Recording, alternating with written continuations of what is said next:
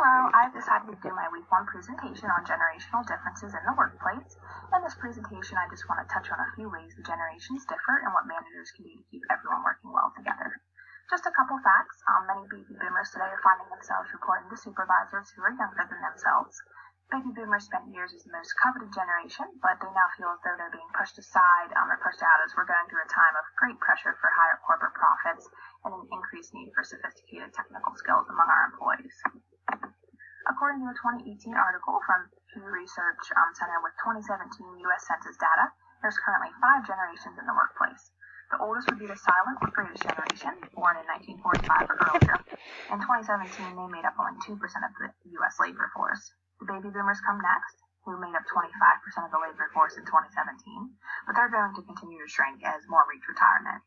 They're considered competitive, and an important aspect is their mindset that workers must pay their dues before achieving any success. Generation X made up 33% of the labor force in 2017. They have no problem asking for a raise, as their primary motivation is a good paycheck and benefits. Millennials, also referred to as Generation Y, made up the largest percentage of the U.S. labor force at 35% in 2017. They want to understand how the work they do fits within the big picture of a company to know that what they're doing is meaningful. In the post-millennial generation, they were born after 1996. Oldest of the group is now of working age, which is 16 according to Pew Research Center's definition. They made up 5% of the U.S. labor force in 2017. Unfortunately, these differences between the 5 generations cause conflict that leads to argument in the workplace. This can influence how the business is run, how employees are treated, and how career goals are met.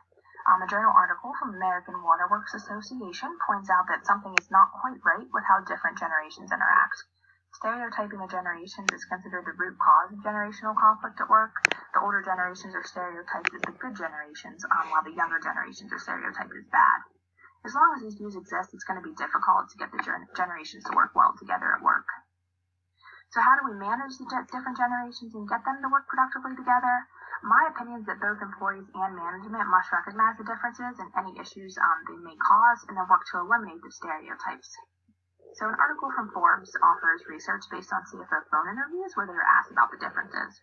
Results show that communication skills are where CFOs see the greatest difference, with adapting to change close behind, followed by technical skills and then cross-departmental collaboration. I think communication and technical skills go hand in hand with how the generations were raised. Many people think the generations born with technology at their fingertips don't have as strong verbal communication skills, but they can work a computer with no problem. Forbes also offers the idea that baby boomers are perceived as more reserved, while millennials like collaboration and in-person work or interaction. Generation X and millennials are known to view change as a way for new opportunity, while many believe baby boomers to be cynical about change. When it comes to technical skills, research showed that baby boomers and Generation X prefer to learn via traditional methods like instructor-led courses, while millennials prefer collaborative training involving technology. As mentioned, employees also need to play a big part if there's going to be any change here about the generational differences. First, each generation must identify the mistakes they've made. When you identify mistakes, you gain wisdom or knowledge, and you can share that knowledge with one another. Maybe a baby boomer does something incorrectly. The next day they see a millennial doing the same thing wrong, so the baby boomer should point that out and pass that information along. This ties into the next idea that the elder generations must realize that they have a role as teachers and mentors to the younger upcoming generations. So doing so will allow the younger generations to learn and be more prepared when leadership roles and opportunities arise. On the other end, the younger generations must accept their role as followers. The younger generations must show that they're trainable, flexible, self-motivated. Each generation must acknowledge and respect each other's differences as opportunities for self-growth. As a manager, they can foster collaborative work between the generations.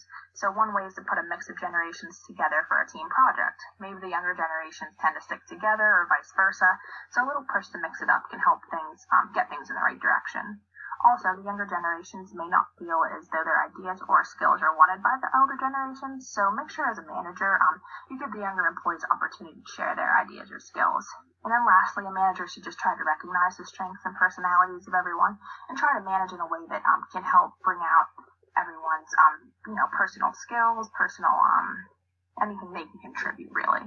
And then a manager can help unite the generations by getting them to work productively together and understanding the employees at an individual level. So basically, I just think to eliminate the stereotypes, you need to get employees and managers involved, and hopefully, get these generational differences in the workplace to work well together. And then here are my references, and thank you for listening.